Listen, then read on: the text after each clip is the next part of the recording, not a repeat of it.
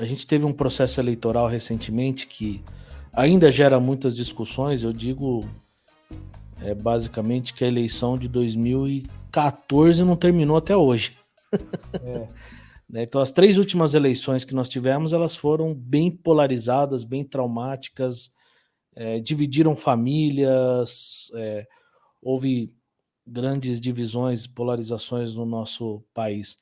Sem entrar no mérito político dos personagens, direita, esquerda, né? Mas a gente tem um grande impacto de líderes religiosos nas campanhas políticas. Qual é o impacto no aspecto para você ético e moral dessas pessoas que se posicionaram publicamente a favor de alguém? E a gente tem exemplos de todos os lados. E como essa participação dessas pessoas afeta a compreensão da separação de Estado e religião, a democracia e a polarização?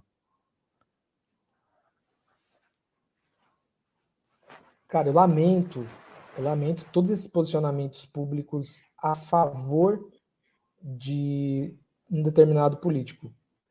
Aqueles que se manifestaram a favor do Lula cometeram a meu ver, um grande pecado. E aqueles que se manifestaram a favor do Bolsonaro, da mesma forma. E quem se posicionou a favor de Ciro ou de qualquer outra figura, igualmente. Porque penso o seguinte, acho que as lideranças cristãs evangélicas, à luz do evangelho, elas podem e devem, em situações pertinentes, se levantarem contra determinados políticos ou projetos políticos que, segundo a sua consciência, se contrapõem aos valores do evangelho. Eu não vejo problema de se levantar contra. Né? A gente vê Jesus naquele contexto, que não era o nosso contexto, mas Jesus falando, vai dizer aquela raposa. Jesus nunca teve medo de se opor, por exemplo, aos poderosos. A gente vê, por exemplo, vamos pegar aqui o clássico Martinho Lutero, né? Se levantou a figuras de autoridade e tal. Eu sei que o contexto é outro, era um contexto religioso, mas se levantou contra. Mas agora eu acho que é problemático quando a gente vê políticos se levantando a favor. Você está entendendo? É diferente. O cara se levantou contra o Bolsonaro porque ele entende que tem alguns valores. Cara, nós temos que sempre estar contra, na minha opinião, contra o poder. Eu não estou dizendo que você não possa apoiar, orar pelos seus líderes e apoiar. Mas eu acho que a postura de protesto, aí falando como protestante, tem que ser contra figuras que estão no poder. Seja o Lula, o Bolsonaro. Agora eu vi gente apoiando um lado e outro. É óbvio que na maioria dos casos houve um apoio gigantesco ao Bolsonaro. E teve pastores que apoiaram publicamente o Lula. Estou apoiando o Lula aqui e tal. Então, cara, eu lamento, porque isso isso, a meu ver, é um desfavor ao evangelho, porque quando você se compromete com um projeto ou com uma figura política, cara, você está correndo o risco de ser envergonhado lá na frente. Porque a gente sabe que os projetos, que as ideologias, né? Eu vou fazer menção a uma obra que com certeza você leu, né? São as ideologias políticas, elas não passam de ilusões, né? São ilusões, né? As ideologias políticas, todos nós temos a nossa, a gente gosta um pouquinho mais dessa, daquela, tem afinidade com uma com outra, e não há nenhum problema nisso, mas a gente sabe que elas se tornam ídolos quando elas são colocadas acima de Deus, acima do evangelho. Então, se você defende o liberalismo econômico, e isso acima de qualquer coisa, isso é um ídolo. Se você defende o progressismo acima de qualquer coisa, e tem muitos pastores que o defendem, isso é um ídolo. Se você defende o conservadorismo, acima, é um ídolo. Então, eu penso que quando essas lideranças apoiam favoravelmente, eu estou com fulano, estou com ciclano, estou com esse projeto, é um desserviço ao evangelho, porque esses projetos vão falhar lá na frente, como tem acontecido no Brasil, e sempre falham. E você vai concordar comigo. Seja um projeto à direita, ou à esquerda, ou ao centro, sempre falha. E esses líderes também vão falhar. E a gente não precisa de muito tempo para descobrir isso. Não, de uma forma ou de outra eles vão falhar. Alguns vão falhar de forma mais gritante, outros de forma menos gritante, mas vão. Então, assim, eu acho que foi algo muito ruim esses posicionamentos a favor Não vejo, tô sendo sincero, não vejo mesmo, cara, nenhum problema de um pastor se levantar e falar, cara, eu sou contra o Lula, porque o Lula fez isso, o Lula fez aquilo, os valores do Lula. Eu acho que isso é ser protestante. Mas sim, o problema, inclusive eu me opus a muitos pastores que se levantaram fazendo aliança com o Bolsonaro, no caso.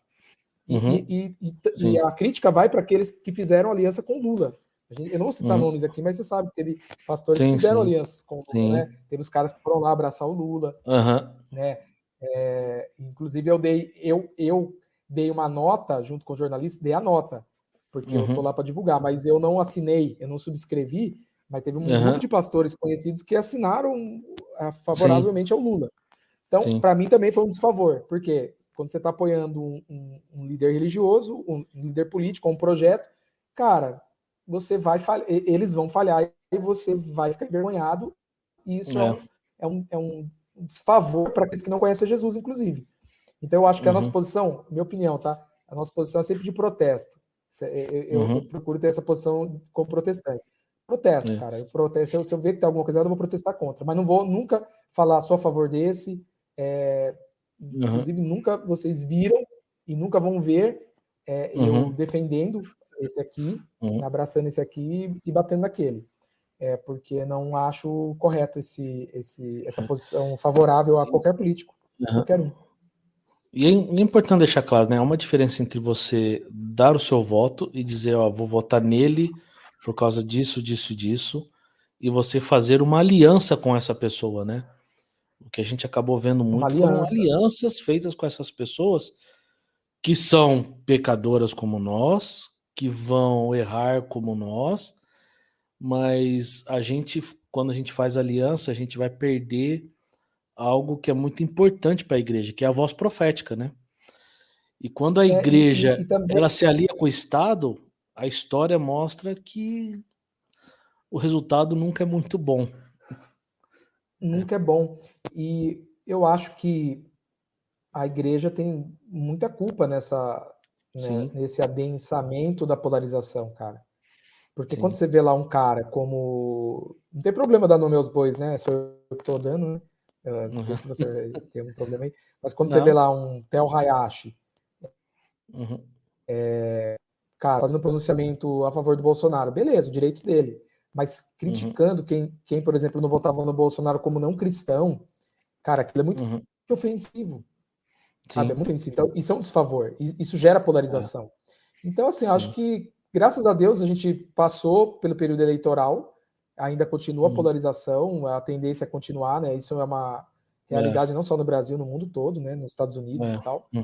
Mas eu acho que a gente pode aprender algumas lições, né? Olhando para trás e agora um pouco, com a cabeça um pouco mais fria, né? A gente não está mais no período eleitoral, tentar analisar como a gente pode ter uma postura coerente com a nossa consciência. Aí entra num ponto que eu quero tocar com você. Esse período todo, a gente dividiu amigos, dividiu famílias e dividiu até denominações inteiras a respeito da política. Como agora, então, promover essa reconciliação? Porque eu posso ter uma posição política e você outra, mas o que nos une não é em quem nós votamos, mas o que nos une é quem nos salvou, que é a pessoa de Jesus Cristo. Então, como é que agora a gente consegue promover essa reconciliação que para muitos dizem ser irreconciliáveis? Cara, eu acho que essa reconciliação, como você disse, ela não vai se dar no campo da política, não vai. No campo do pensamento, não. Mas ela vai se dar nas interações interpessoais. Então, eu acho que o que precisa ser feito a gente precisa manifestar mais amabilidade, se aproximar das pessoas de quem nós nos afastamos. Talvez necessariamente, em alguns casos, nem precisa se tocar no assunto da política. Em alguns casos, talvez precisa se tocar para pedir perdão e falar, olha, eu não quero tratar de posicionamentos políticos aqui, mas quero pedir perdão porque tratei você de uma forma errada e você não é isso, né?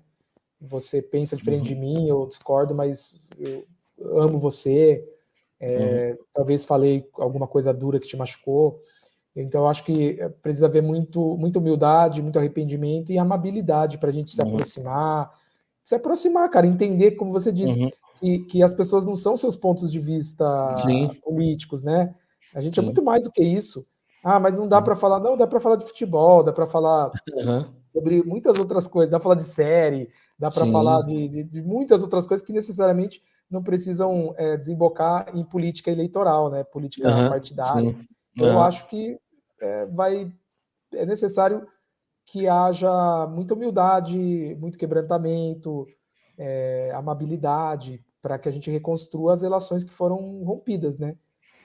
E diálogo. Diálogo não só no sentido de ficar discutindo minúcias da política, mas diálogo mesmo, de conversar e ouvir as pessoas. Não sei se a gente consegue melhorar muito esse quadro, mas eu acho, eu como cristão sempre advogo que é possível. Se a gente compreende de fato o que é o evangelho, exato. a gente precisa entender, né? Que há reconciliação. Então, exato. E que as pessoas elas não representam os seus pontos de vista políticos, né? Sim. Elas são muito mais do que isso.